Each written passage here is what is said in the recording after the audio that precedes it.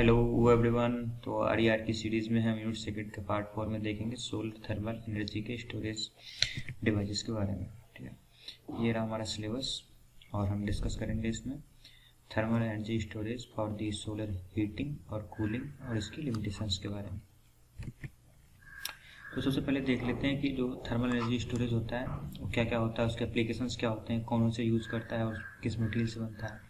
तो जो इस स्टोरिंग की टेक्नोलॉजीज होती हैं, मतलब जिन तकनीकी की सहायता से हम थर्मल एनर्जी को स्टोर करते हैं वो तीन होती हैं: सेंसिबल हीटिंग, लेटेंट हीट और थर्मोकेमिकल। इन तीन डिवाइसेज या फिर इन तीन टेक्नोलॉजी की सहायता से हम स्टोर करते हैं थर्मल एनर्जी को। और थर्मल एनर्जी को स्टोर करने की ज़रूरत क्यों पड़ती है? क्योंकि आपको पता होगा कि जो थर्मल के पैनल्स होते हैं, सोलर पैनल, वो केवल दिन के क्लाइमेट में जब धूप हो रही होगी तभी वर्क करते हैं। जब उनके ऊपर बादल आ जाते हैं तो उनकी एफिशिएंसी कम हो जाती है और रात में वो वर्क नहीं करते हैं। तो हमें कॉन्टिन्यूस सप्लाई के लिए थर्मल की जो थर्मल एनर्जी होती है उसको स्टोर करने की ज़रूरत पड़ती है।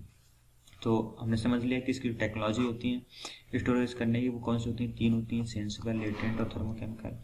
और जो हम स्टोरेज मटेरियल होते हैं इस इन टेक्नोलॉजी को यूज़ करने के लिए जो मटेरियल्स यूज़ करते हैं वो ये होते हैं: मोल्टन साल्ट होता है, फेज चेंजिंग मटेरियल, इसको पीसीएम भी बोलते हैं शॉर्ट फॉर्म में, जो भी मटेरियल जो फेज चेंज करे वो, और वाटर को आइस में कन्वर्ट करना, ये भी एक परफेक्ट एग्जाम्पल है इसका लेटेंट हीट का। अभी मैं समझाऊंगा आपको आगे। ठीक है, और एप्लीकेशंस, अब इसके एप्लीकेशंस क्या होते हैं थर्मल एनर्जी स्टोरेज के?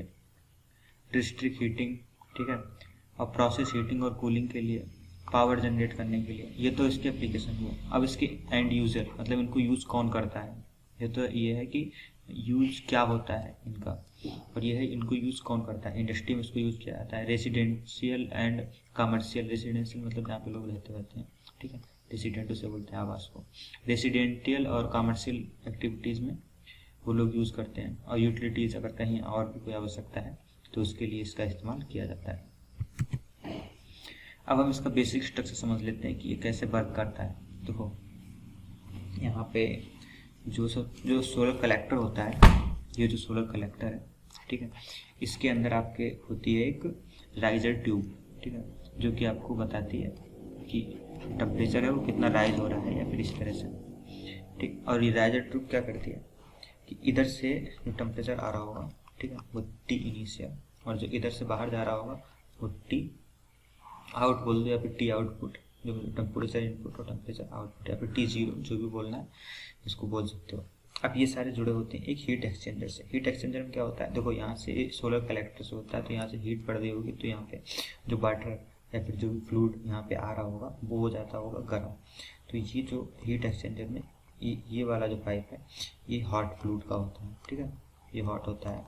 और जो हीट एक्सचेंजर का खुद का एक फ्लूइड होता है, और नॉर्मली कई बार सॉलिड को भी यूज़ कर सकते हैं, वो ज़रूरत के हिसाब से होता है। तो हीट एक्सचेंजर क्या करता है, ये हॉट वाले पाइप की जो हीट है उसको यहाँ से एक्सचेंज करेगा, और यहाँ की जो दूसरा जो पाइप होता है वो कोल्ड होता है, तो ये कोल्ड वाले की जो कूलिंग है वो इसको देगा, ठीक है। तो ये जो वाटर है ये जो यहाँ से आ रहा है, ठीक है, वाटर टैंक, ये वाटर टैंक है ना, टेम्परेचर सेंसर्स लगे हैं इसमें, तो यहाँ वाटर टैंक से जो पानी आ रहा है या फिर वाटर आ रहा है वो यहाँ पे कोल्ड आ रहा है। ये कैसा है? ये कोल्ड है। तो यहाँ पे ये इसकी कूलिंग इधर देगा, तो ये कोल्ड से ये हो जाएगा, जो वाटर है ये हॉट हो जाएगा, और ये जो है ये इधर हॉट आ रहा है, तो ये इधर आउटपुट में जाएगा हीट एक्सचेंजर के बाद में, तो ये कैसे हो जाएगा? ये कूल हो जाएगा। उसके बाद में ये वाटर टैंक से लास्ट में जाएगा, तो ये यहाँ पे पानी कैसा आएगा? हॉट पानी यहाँ पे मिलेगा हमको, और यहाँ पे कैसा मिलेगा? यहाँ पे हमको कूल मिलेगा। और उसके बाद में अब हमें क्या मिल गया? हमें टेम्परेचर का वेरिएशन मिल गया। अब इस टेम्परेचर वेरिएशन से हम क्या कर सकते हैं? हम कोई लोड या फिर मतलब स्टोरेज जो भी करना है हमको कर सकते हैं। अब इसी को इस टेम्परेचर वेरिएशन से ही हम अपना लोड का मतलब होता है कोई भी एक्सटर्नल डिवाइस जो भी आप इस बिजली से, इस इलेक्ट्रिसिटी से चला रहे हो, चाहे कूलिंग कर रहे हो, चाहे हीटिंग कर रहे हो, या फिर कोई बल्ब जलाना है या फिर कोई पंखा जलाना है, जो भी करना है आपको सब लोड में आ जाता है। तो इन दोनों टेम्परेचर के बीच में आप एक लोड लगा देते हैं। तो आप समझ गए होंगे कि जो वाटर थर्मल का जो सिस्टम होता है वो कैसे वर्क करता है और क्या होता है। अगर आपको ये फिगर कॉम्प्लेक्स लग रहा है तो आप चाहें तो ये वाटर टैंक हटा सकते हैं, ठीक है। यहाँ से जो TH है इसको डायरेक्टली यहाँ से लोड से जोड़ दो, ठीक है। और जो यहाँ से जो आ रहे हैं ये पाइप और ये पाइप, इसको सीधे डायरेक्ट जाके लोड से जोड़ दो, तो आपका ये बहुत ही सिंपल पड़ जाएगा। अब हमने जो टेक्नोलॉजी देखी थी 3, ठीक है, सेंसिबल, लेटेंट और थर्मोकेमिकल, तो अब हम इनको डिस्कस कर लेते हैं वन बाय वन करके। तो सबसे पहली है लेटेंट एनर्जी को स्टोर करना। देखो, इससे पहले कि हम इनको समझाऊं तो हम आपको बता देते हैं कि सेंसिबल और लेटेंट हीट होती क्या है। सेंसिबल हीट वो होती है जब आप मतलब कोई भी एक्सटर्नल हीट दे रहे हो तो आपका जो भी फ्लूइड है उसमें टेम्परेचर राइज होता है। जैसे कि पानी है, आपने उसको हीट दी तो वो 10 डिग्री से 90 डिग्री पे पहुंच गया, तो ये जो हीट वेरिएशन हुआ है तो ये कौन सी है, ये हुई सेंसिबल हीट। और लेटेंट हीट कौन सी होती है, लेटेंट हीट होती है अगर आप 0 डिग्री आइस को 0 डिग्री वाटर में, ये आइस है, आइस को 0 डिग्री वाटर में चेंज कर रहे हो तो आपका क्या है, टेम्परेचर तो वेरी नहीं हुआ लेकिन फेज चेंज हो गया। यानी लेटेंट हीट कैसे वो करती है, फेज से। अगर फेज चेंज हो जाए और सेम अगर इसको लेके जाओ आपको 100 डिग्री वाटर पे, ठीक है, 100 डिग्री वाटर से 100 डिग्री की स्टीम पे लेके जाओ, तब भी आपका क्या हो रहा है कि जो फेज केवल चेंज हो रहा है, टेम्परेचर बिल्कुल ही चेंज नहीं हो रहा। तो जहाँ पे हमारा केवल फेज चेंज होता है, टेम्परेचर वेरिएशन नहीं आता है, वहाँ पे जो हीट होती है वो कौन सी होती है, लेटेंट हीट। और जहाँ पे हमारे मतलब टेम्परेचर में वेरिएशन आते हैं वहाँ पे होती है सेंसिबल हीट, ठीक है। अब आगे का समझते हैं कि क्या चीज़ कैसे वर्क करती है। तो इसमें हम सबसे पहले समझ लेते हैं कि जो लेटेंट हीट होती है उसको हम स्टोरेज कैसे करते हैं। इसमें कैसे कर रहे हैं, सॉलिड से लिक्विड फेज चेंज कर रहे हैं। देखो, सॉलिड से लिक्विड ही क्यों करते हैं, देखो दो चीज़ें कर सकते हो, सॉलिड से लिक्विड जा सकते हो या फिर आप लिक्विड से स्टीम में जा सकते हो।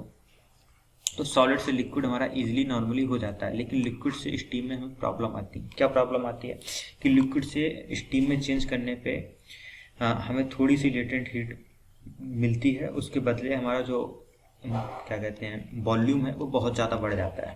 और जब वॉल्यूम बढ़ता है तो हमारा प्रेशर भी बहुत ज़्यादा बढ़ता है, तो हम इसे प्रेफरेबल नहीं मानते हैं, क्योंकि हम इतना ज़्यादा वॉल्यूम नहीं दे सकते इसको, अपने डिवाइस को, ठीक है। तो इसीलिए हम नॉर्मली क्या यूज़ करते हैं, सॉलिड से लिक्विड में जो चेंज आता है, जैसे 0 डिग्री आइस को ले लो, ठीक है, 0 डिग्री आइस को हम 0 डिग्री वाटर में चेंज कर रहे हैं, तो इस टाइप में क्या हो रहा है, सॉलिड से लिक्विड में चेंज हो रहा है, तो हम इसी को नॉर्मली यूज़ करते हैं। तो एक बात और, जब भी हम लेटेंट हीट का यूज़ कर रहे होते हैं तो हम प्योर लेटेंट हीट को यूज़ नहीं कर पाते हैं, हम उसमें सेंसिबल हीट हमारी कहीं ना कहीं से आती ही है, हमें सेंसिबल हीट का यूज़ करना ही होता है। क्यों करना होता है, देखो जैसे आपका ये आइस है, ठीक है, ये आइस है, ये कितने डिग्री पे, माइनस के 0 डिग्री सेंटीग्रेड पे आइडियली होनी चाहिए, लेकिन नॉर्मली जो हमारी आइस होती है वो कैसी होती है कि माइनस के 2 डिग्री या फिर 5 डिग्री इस अप्रॉक्स होती है। और जो हमारा पानी होता है, अगर जब solar thermal power plant work कर रहा होता है तो जो हमारा वाटर होता है वो भी हीट होकर 0 डिग्री वाटर में कन्वर्ट नहीं होता है, वो 1 या 2 डिग्री मतलब टेम्परेचर गेन कर ही लेगा एटलीस्ट। तो क्या होता है कि यहाँ पर जो टेम्परेचर वेरिएशन आ रहा है, यहाँ पे हीट जो थी आइस की वो एक तो कम थी 0 से, और जो यहाँ पे टेम्परेचर वेरिएशन आ रहा है कि जो वाटर हीट होगा बाद में वो भी 1-2 डिग्री ऊपर निकल जाएगा 0 डिग्री से।